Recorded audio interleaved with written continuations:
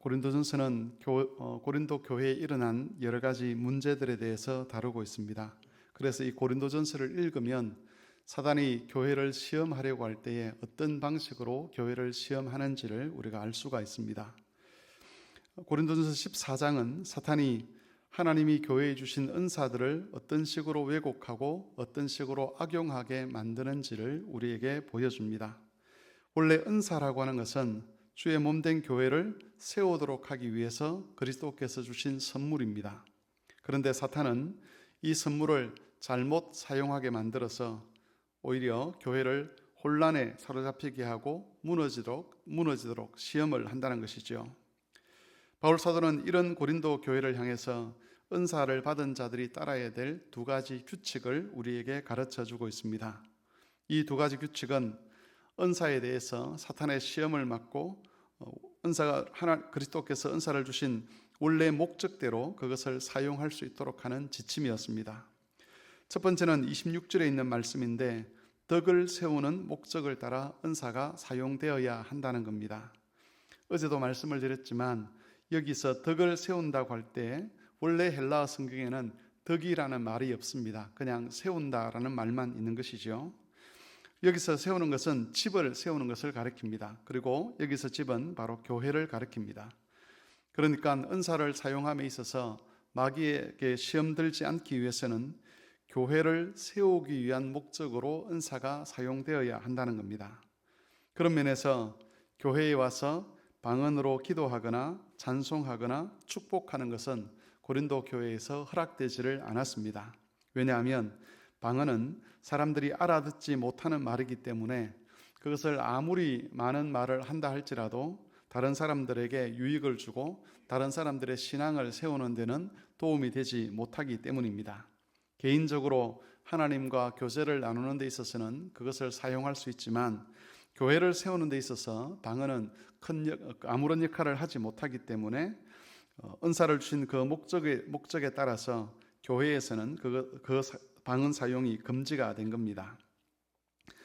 교회를 세우는 것은 분명한 뜻을 가지고 증거되는 복음의 말씀입니다. 성경에서는 그것을 예언이라고 이야기하지만 어제 말씀드린 것처럼 미래를 내다보고 점치는 듯한 그런 말씀을 예언이라고 하는 것이 아니라 복음의 말씀이 어떻게 적용되고 어떻게 그리스도께서 이 복음의 말씀을 역사 속에서 진행시켜 갈 것인가를 증거하는 것, 그게 바로 예언인데 그 예언의 말씀을 통해서 사람들의 죄를 폭로하고 사람들로 하여금 하나님을 더 사랑하도록 하는 것, 그게 바로 교회를 세우는 것이라고 이야기를 하는 겁니다.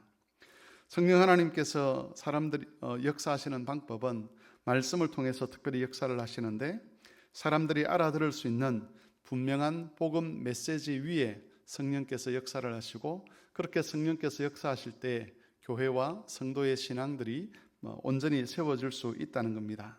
사람들의 눈에 보기에는 그런 식으로 해서는 악한 세상을 이겨갈 만한 믿음을 만들어낼 수 없을 것처럼 보이고 또 성도들이 받는 다양한 유혹과 시험 속에서 성도들의 믿음을 굳세게 할 수 없을 것처럼 보이지만 그러나 성경은 우리에게 분명하게 가르칩니다.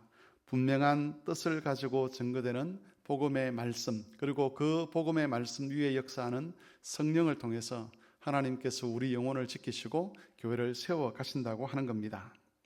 두 번째 규칙은 질서를 따라 행하는 겁니다. 고린도 교회에서는 자기가 하나님으로부터 계시의 말씀을 받았다라고 주장하는 사람들이 있었습니다. 그러면서 교회 안에서 서로 그 계시의 말씀을 증거하려고 다투기도 했던 것 같습니다. 만일 그들이 증거하는 말씀이 복음의 진리에서 왜곡된 그런 말씀이었다면 교회로부터 제재를 받았을 겁니다. 그런데 아마도 그들이 증거하는 것들이 다 복음 진리에는 부합되는 내용이었던 것 같습니다. 그러다 보니까 서로 자기가 하나님의 계시의 말씀을 증거해야 된다라고 주장하게 되었고 이것 때문에 교회가 혼란을 겪게 된 것이죠. 이런 사람들에게 바울 사도는 하나님은 무질서의 하나님이 아니라 화평의 하나님이다라고 그렇게 증언을 했습니다. 그리고 40절에서 이 화평의 하나님이시기 때문에 교회는 또 성도는 질서를 따라 이 은사를 사용해야 된다라고 가르쳤습니다. 여기서 질서라는 말은 몇 가지 뜻이 있는데 가장 대표적인 뜻을 살펴보자면 직분이라는 뜻을 가지고 있고 또 규칙이라는 뜻도 가지고 있습니다.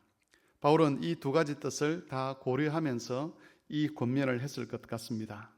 그러니까 내가 하고 싶다고 해서 무조건 다 하는 것이 아니라 교회가 정한 직분을 따라서 또 교회가 정한 규칙을 따라서 사역하도록 했다는 것이죠. 어떤 사람들은 초대교회는 어떤 규칙이나 어떤 제도에 매이지 아니하고 자유롭게 성령의 그런 역사하심을 따라서 사역하기도 하고 생활했을 것이라고 그렇게 생각을 합니다. 오늘날에도 그런 식으로 교회를 꾸려가야 된다라고 하는 사람들이 있습니다. 우리가 흔히 무교회주의자라고 하는 사람들이 바로 그 사람들입니다.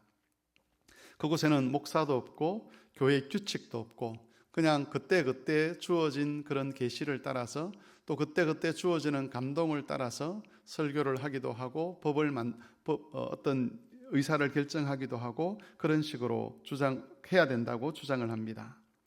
하지만 이런 주장은 명백하게 성경에 위배됩니다. 은혜를 따라서 자유롭게 하는 것도 좋을 것 같지만 그러나 거기에는 언제든지 사단이 틈을 탈 수가 있습니다. 그래서 그리스도께서 세우신 바울 사도는 교회가 직분과 규칙을 따라서 하나님의 복음을 설교하고 가르쳐야 된다라고 말씀하고 있는 겁니다. 사도가 가르친 이 두 가지 규칙, 은사뿐만 아니라 오늘날 교회 안에서 이루어지는 모든 일들을 우리가 해나감에 있어서 반드시 적용해야 될 것이 바로 이 두 가지 규칙입니다. 교회를 세우는 것, 다시 말해서 복음의 말씀이 드러나도록 하는 것이 첫 번째 규칙이고 두 번째는 직분과 교회가 정한 규칙을 따라서 행하는 것입니다. 이 두 가지 원리를 잘 지켜갈 때에 겉으로 볼 때는 크게 크게 어떤 행사를 하는 것 같지 않은 또 크게 어떤 일을 벌이는 것 같지 않은 그런 교회이지만 그 교회는 사탄의 시험에 맞설 수 있게 되고 하나님이 약속하신 은혜를 끝까지 누려갈 수 있게 되는 것입니다. 이것을 기억하셔서 우리 성막교회가 이 두 가지 규칙 안에서 교회와 성도들이 잘 세워지는 그런 교회가 될 수 있도록 기도하고 협력하는 그런 성도들이 되실 수 있기를 바랍니다.